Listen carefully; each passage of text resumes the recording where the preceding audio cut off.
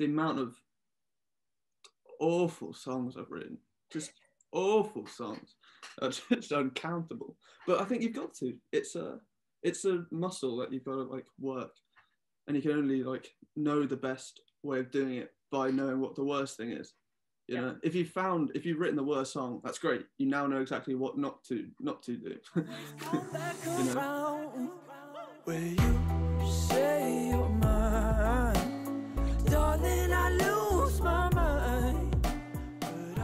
Welcome to the Musician's Secrets podcast. Today I have Ritho with me. He's a singer, songwriter, and I'm so excited to have him on. Welcome.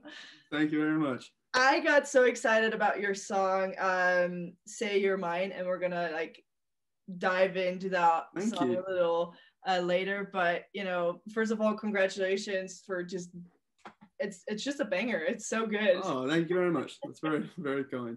Yeah, it suits your voice very well and your tone and everything. So again, we'll talk about that in a minute. But let's start with an easy question that I ask everyone.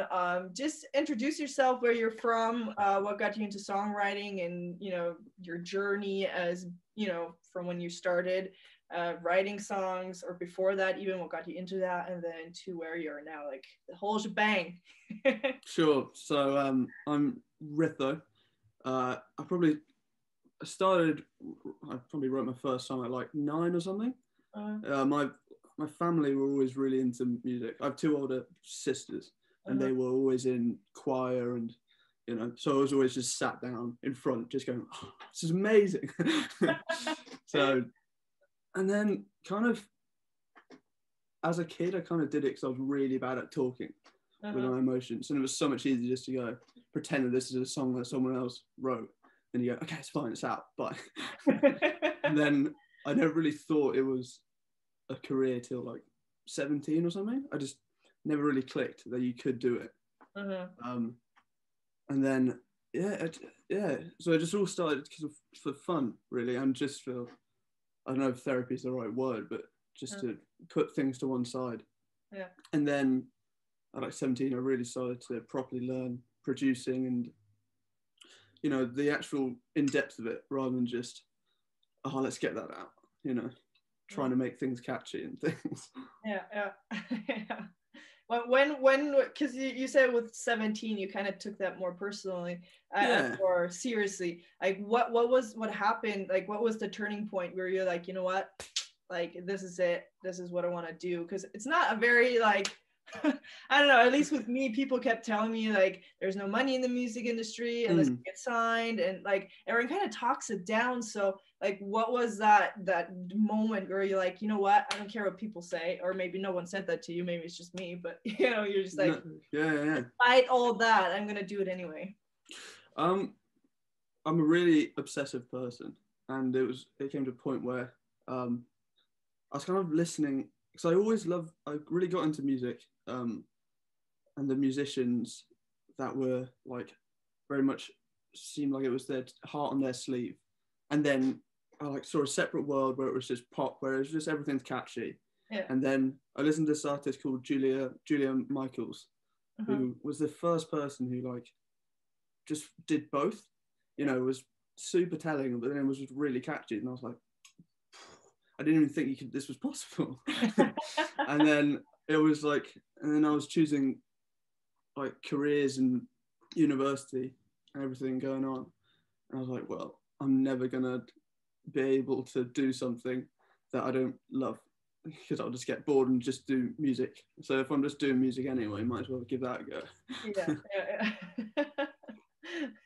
Yeah, and then a bit of convincing later, here I am. Yeah, that's cool, because I mean, I don't know about you, but like I mean, I'm from a small town from Germany, and everyone, I mean, people think different about music, just period. And gosh, so I went to Birmingham, to England, and I studied popular music performance. So cool. I left home. It was like a very last minute decision. I actually wanted to study something completely different in a completely different country. And then, you know, I just told my parents, I'm like, I applied for this university and I got accepted, so I'm leaving. And luckily, like my parents were very, very, you know, supportive. But you know, every, you know, semester, I got to come home for a couple of weeks, and you know, other people, and I hated this question, is what are you gonna do with a music degree? Like, Always what a the good heck one. are you gonna do with music? Like, do you get that a lot? Like, oh, are you still doing the music thing? Are you still doing that? Like, how do you handle that? How do you what do you say? Yeah, it's always a fun one. I don't know. I think for me, my thing is just the only way that you can learn best is by doing it.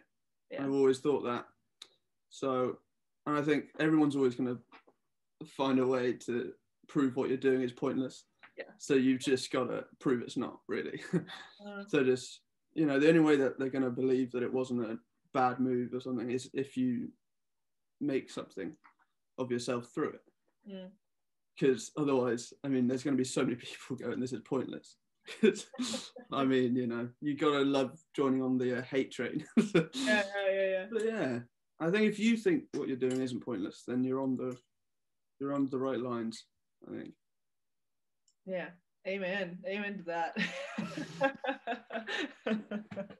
I was just so sick of hearing that, you know. It was just every time, you know, because obviously they knew I was in England, but some didn't know what I was really studying. And then once we got more talking, then I was just like looking at my watch. I'm like, okay, how long is it gonna take for them to ask the question? Like, without fail, always comes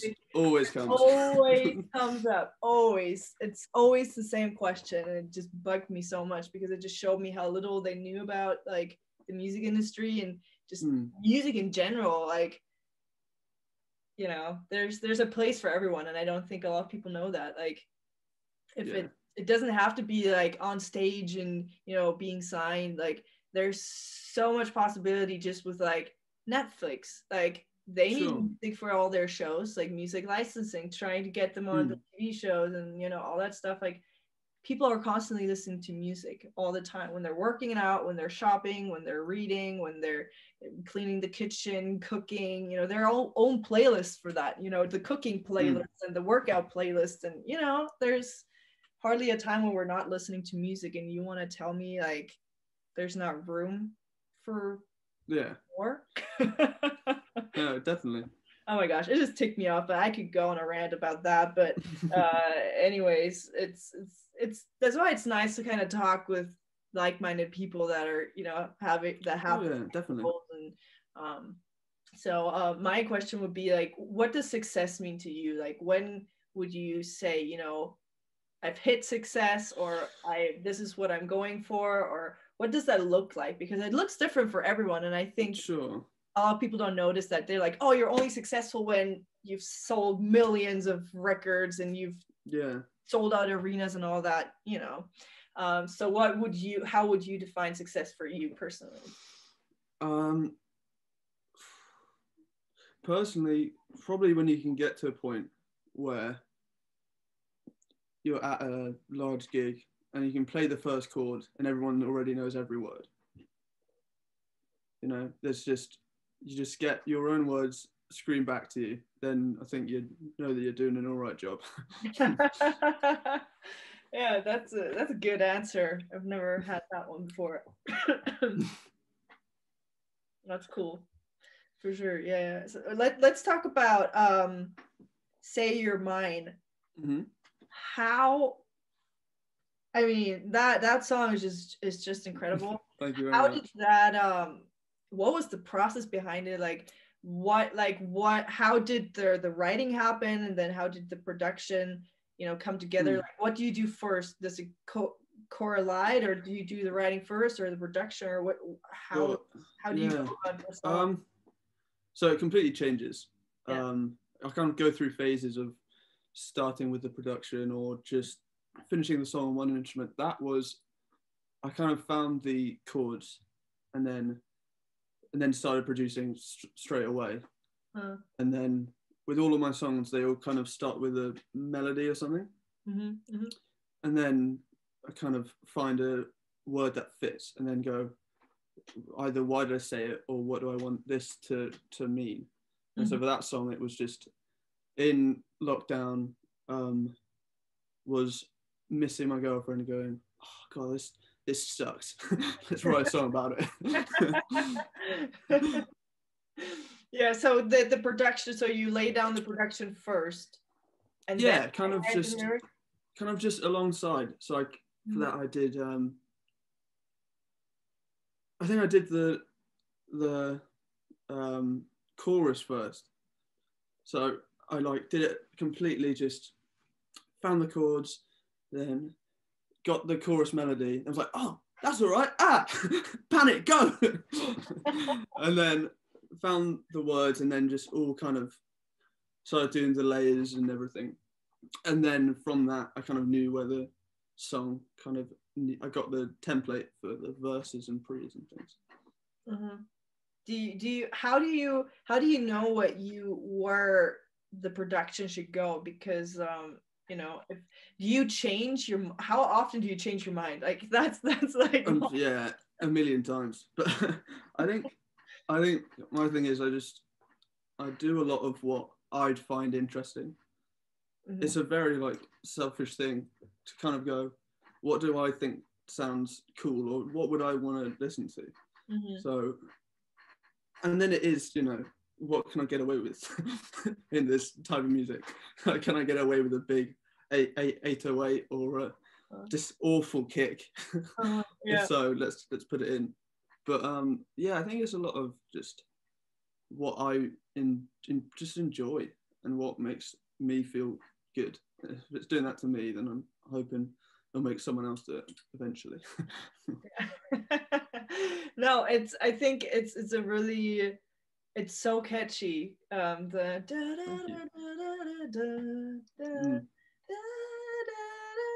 like I don't remember the lyrics. I mean, like that right now, but like the melody just sticks. Like you can just sing it, and then you're playing with like the octaves and stuff. So that's what just with me at least, it was just so catchy and just like.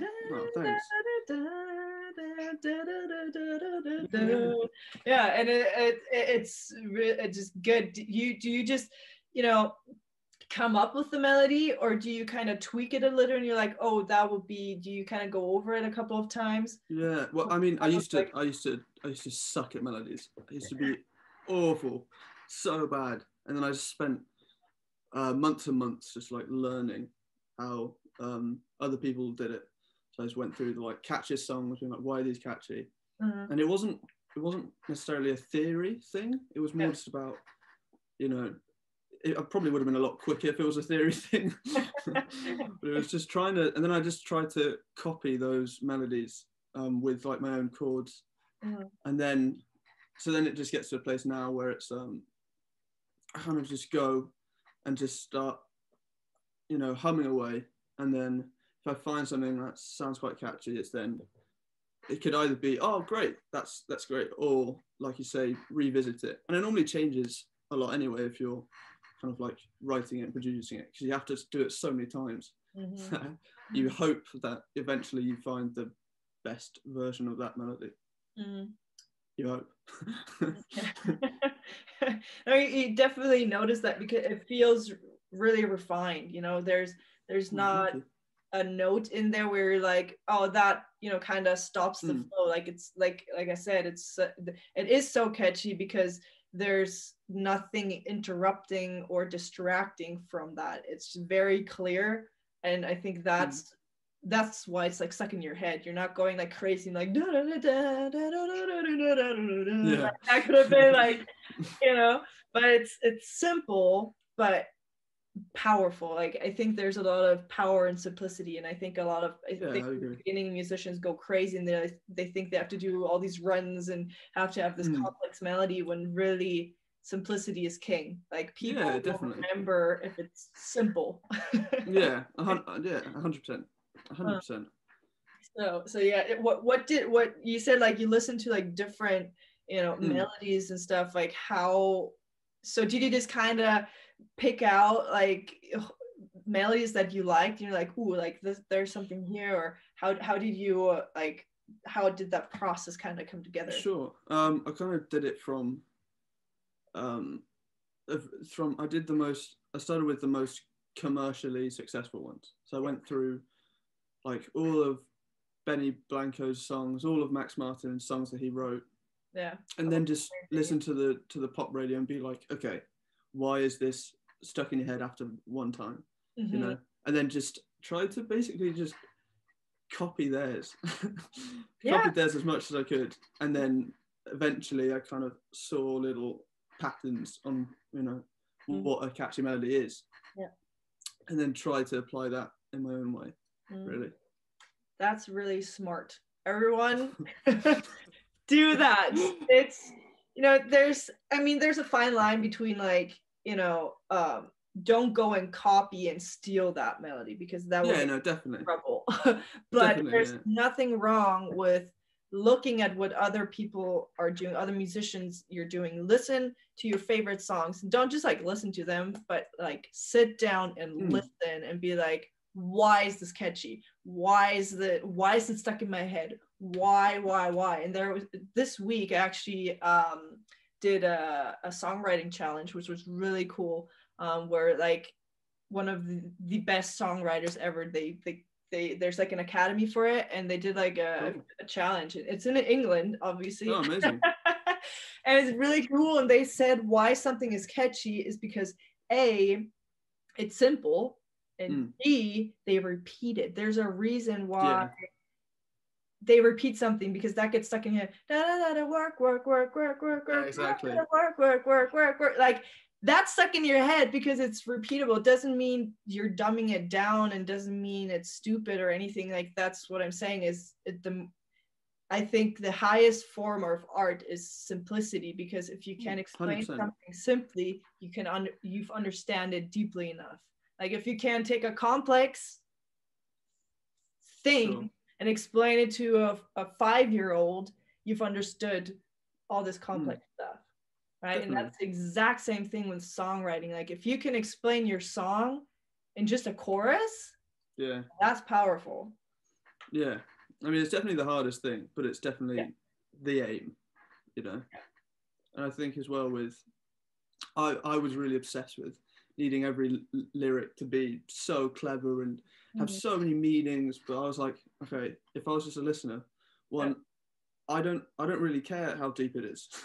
I just want something that says what it needs to say in the most accessible way possible. Yeah. So that people who know it English for their second language can still know exactly what it means. You know, you don't have to have a degree in it to understand the song. I think that took me a bit to like get my head around. Yeah. Just knowing that, you know, to kind of make it so as many people can access it as possible. Yeah, that's important. Everyone write that down. Write that down. That is important. What would you say makes a good song? It might be a bit but sure. I think a good catchy melody is number one. Yeah. For me. And something that feels truthful. It doesn't have to be truthful, but if you can say it in an honest way, then you've done a great job. And if you play it back to back 12 times, 12 different people, they'll all have some part of it stuck in their head. They'll all know exactly what's going on, and they'll all feel something about it. Even if it's just, I hate this, at least they feel something.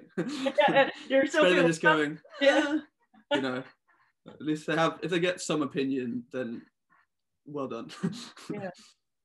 I mean, not everyone is gonna like your music, and they're not supposed to, because exactly. You can, this was an early episode I talked with Maya about that, where she said, you know, she asked me what my favorite like song is, and you know, I said, you know, I just took Lenny Kravitz because he was just like, for some reason, and she picked out the song, as I think it was Sister Mama Lova, and she picked it out, and she's like, there's still, you know, I can't remember how many dislikes on the song. They weren't not that many, but there were still people that didn't like the song. And it's Lenny Kravitz, for crying out loud, you know. So if someone like him still has people that don't like his stuff, like completely, it's totally normal. I think we get really obsessed about why is this one person that left that one comment, like, why aren't you liking it?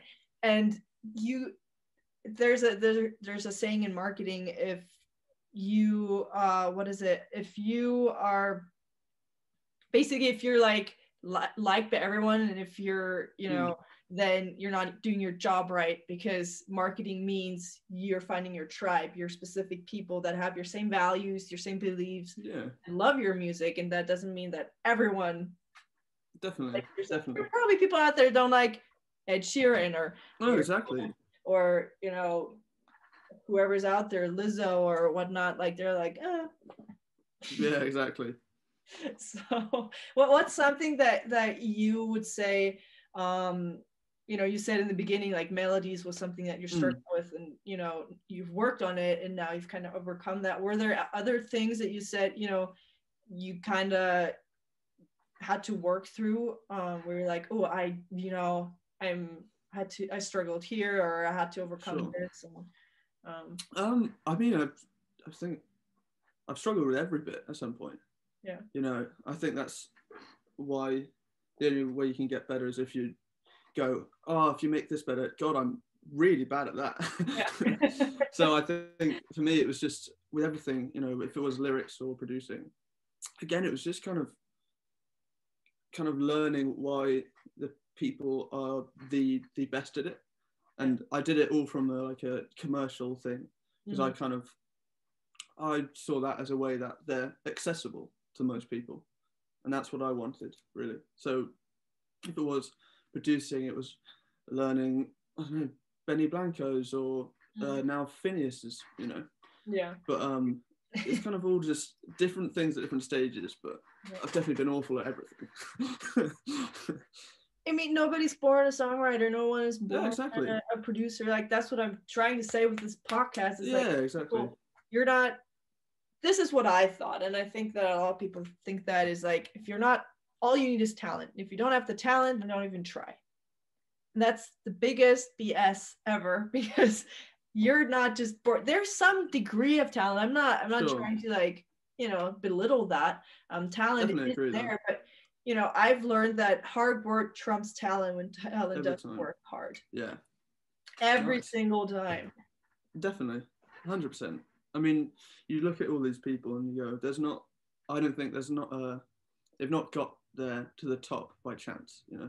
Ed Sheeran's definitely not got to the top, or Adele by just because the moon hit the right way. It's because they're working harder than anyone else, and they are stupidly talented, you know. But they definitely haven't got their own talent alone.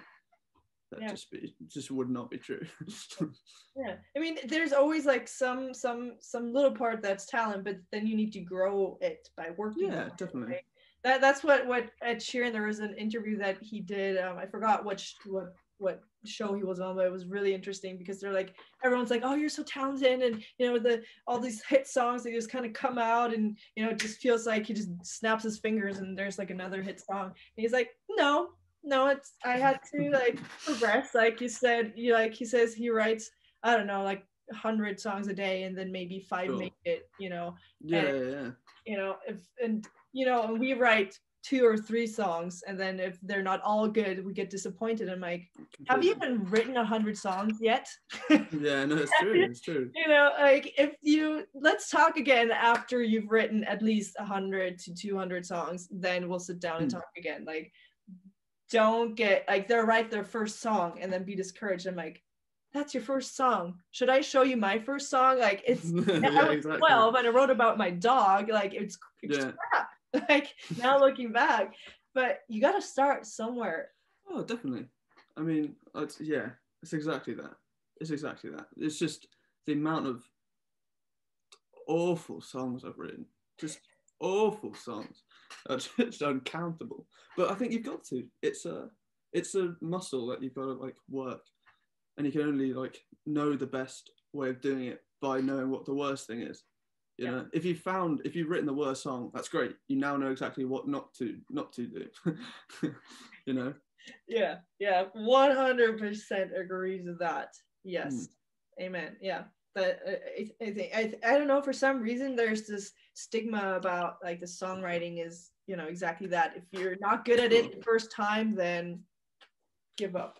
Yeah, and it's definitely tricky because you hear these people like the Ryan Tedders, the Ed Sheerans, and you go, God, everything they write is great, and it is, but that's because they've done 10 years of writing just awful ones.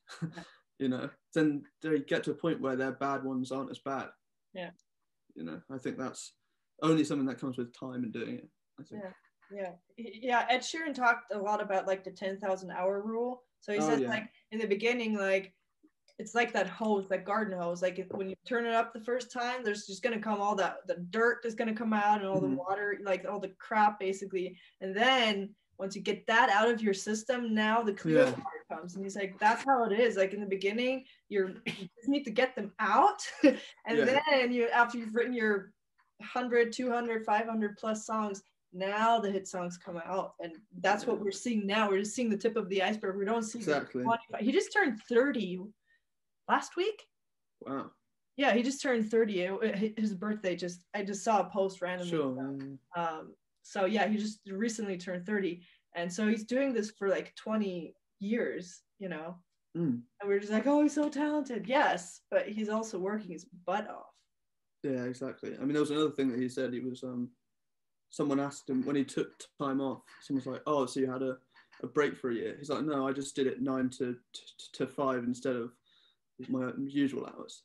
I think, yeah, exactly. I think that's to me kind of captured why he was the top. Yeah. If your break you're still doing 9 to 5, then wow. Yeah, it's still working a lot. Yeah. Exactly. That's the thing. I think a lot of people don't notice. Like everyone wants to get away from the 9 to 5, which is great, But once you get away from the 9 to 5, it means you're doing it 24/7, right? Sure. That's but what's your favorite song? What's your favorite part about songwriting? Oh, good one. I think it's chasing that bit where you stumble into an idea and you go, God, there's no better way I could say this, or there's no better way I could write a melody to this chord, and you get that little tiny spark of going, whoa, this is incredible, let's go. Yeah. I think that most of the time you don't really find it, but you kind of just carry on trying and wait for that, and then when you just had a little glimpse of that, I think then you could be onto a good thing. And that's the only bit that's kind of makes the whole thing worth it. You smack your head against a keyboard for 8 hours and then suddenly go, oh. I found it. Yeah, exactly. Yeah, story of my life. Oh my gosh. Yeah, literally.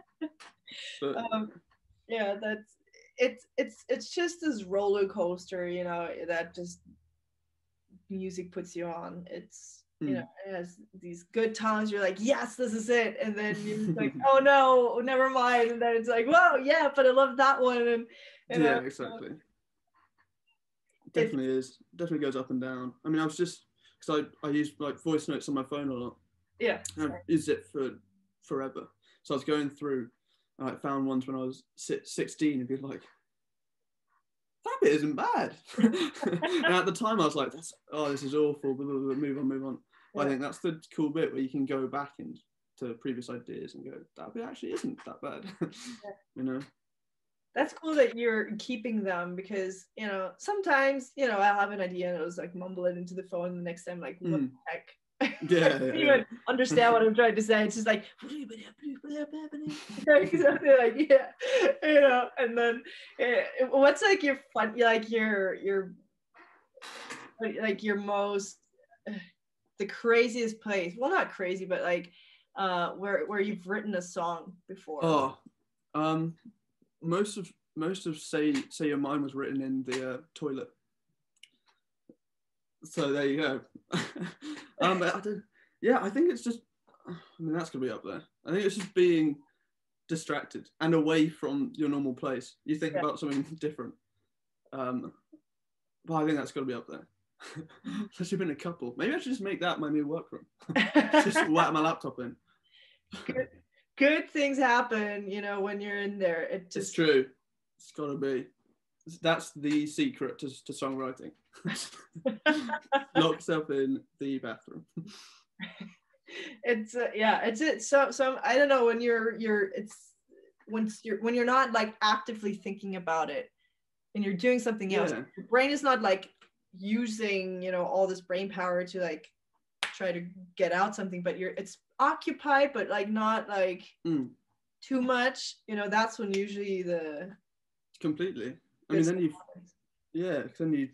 you hope that sometimes you find that bit which feels so natural because it kind of is. You know, you're not thinking about, oh, it's got to be this really clever thing. You know, then you just stumble upon something that feels right because you're kind of taken away from it.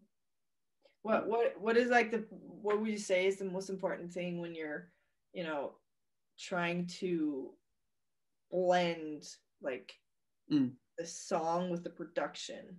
Like, good question. Yeah. I think that I think production is making a song better. So if you're producing and you're not taking away from the song itself, then that's a really good production. You know, like I was listening to Sorry, not Sorry. What's the? Oh, it is Sorry. Yeah. And I was like, God, this production's so good. And you hear it, and it's actually it's super sparse. And I was like, that's just a really good producer who knows when to put all the bells and whistles on, or knows when to just leave it be, or and I think that's what it is. It's there to enhance rather than to take over or you know, distract, really. It's very interesting that you said that, because the challenge that they brought a producer on as well, and he's produced for like many big names, and he says it's a lot of people think that production is like that, like a tape to kind of take a crappy song and then throw in some production, and they think if they put the production on top it'll sound better or be better, when it's exactly what you said. It's not. Like, the song needs to be strong already on its own, and then the production is just there to enhance that, you know.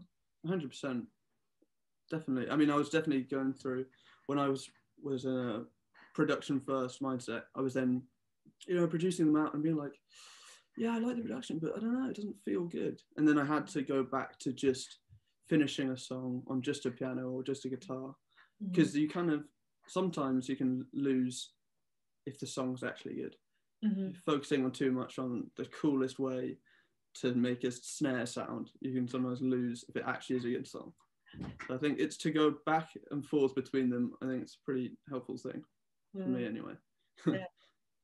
It's important, because if you can't take just a guitar or a piano or whatever your main instrument is, and, you know, like a guitar or piano and vocals, if that doesn't sound awesome or the way you already want it to sound, then most likely the production is not gonna. Exactly. I mean, there's lots of ways to like make an all right song better. You know, but when it comes down to it, the aim is to have a really great song that then you make better from there, you know. I can't remember who said it. Someone said like production only does 20%. So if your song's already at 90%, the 20% is going to be incredible. But if the song's starting at like 50%, it's only going to get to 70. Oh, that's wow. Again, I'm gonna write that down, because that is really good advice. It's true, because, you know, it's not there to make it, you know, a crappy song sound better. It's just, you know, if your song is at 50%, it's gonna be at 70. If you're already at 90, then it's gonna be 10 is gonna make it that much more amazing, you know. I think it'll be easier for the producer as well, right? Because they're just definitely. I mean, it's, if you get something that's at the core a really great thing, then you've just got to try your best not to change it versus try and find something to make it special. Wow, But there are so many value bombs in this episode. I'm so excited. Thank you so much for being on here. I have one last question before I let you go. What advice would you give someone that's, you know, kind of struggling maybe with songwriting, or is exactly that? It's like, oh, my melodies are crap, or, you know, Sure. I'm not good enough songwriter. I don't have the talent, or, you know, what would you tell them? That everyone's been awful, even the best people, and you just got to learn from the people that are better than you. If it's, you know, put your 10,000 hours in, but put them in correctly, you know, learn why a song's great, and then try your best to copy it, because it will definitely get better then. My music teacher said practice makes permanent. So nice.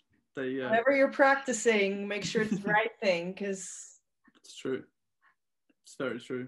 Yeah, it's like, oh yeah, practice makes perfect. No, it makes permanent. He's like, he always said it, because you can, you know, if you're practicing that guitar riff and you actually want to get better at playing the piano, then there's no point in practicing the guitar right now, right? No, definitely. 100%. That's when you said is like, oh, okay, I'm lacking the skill of melody, and you keep writing songs that, you know, doing something else, then, you know, then that's not going to improve. So that was a really, you know, wise decision to be like, you know what, I'm going to attack that, because that is important. That's probably one of the most important things in a song is the melody, because that's what gets stuck in your head. Yeah, 100%. And I think it's one of, you know, it's always, you're always going to be improving in one area. You know, even Ed Sheeran, I'm sure, is going, oh gosh, my lyrics were, I don't know, I could have done it better than that. And that's fine. You know, just try and chase the perfect thing, but be all right if you don't get there, kind of thing.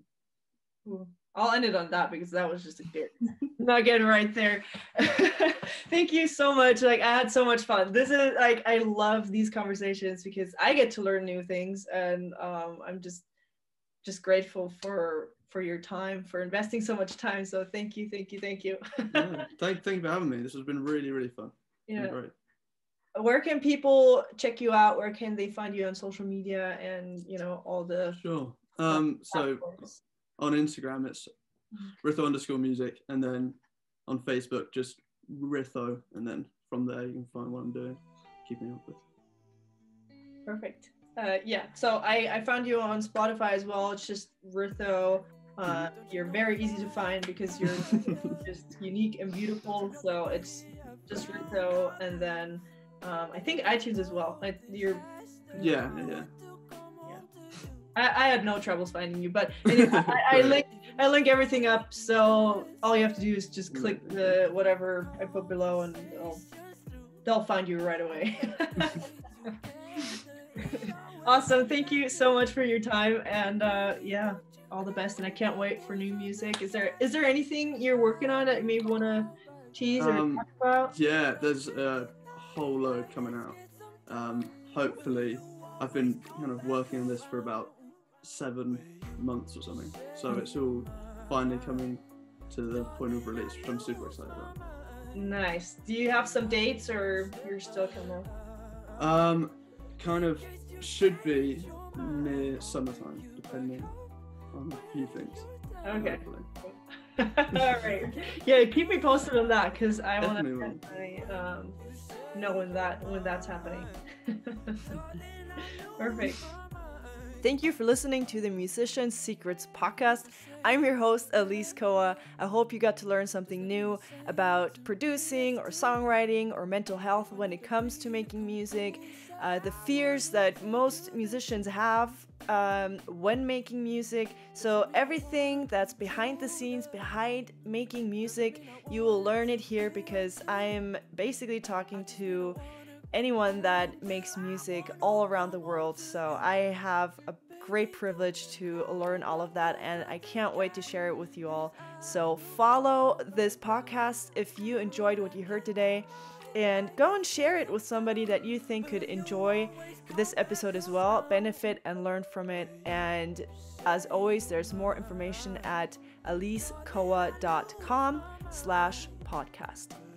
Talk to you soon. Bye.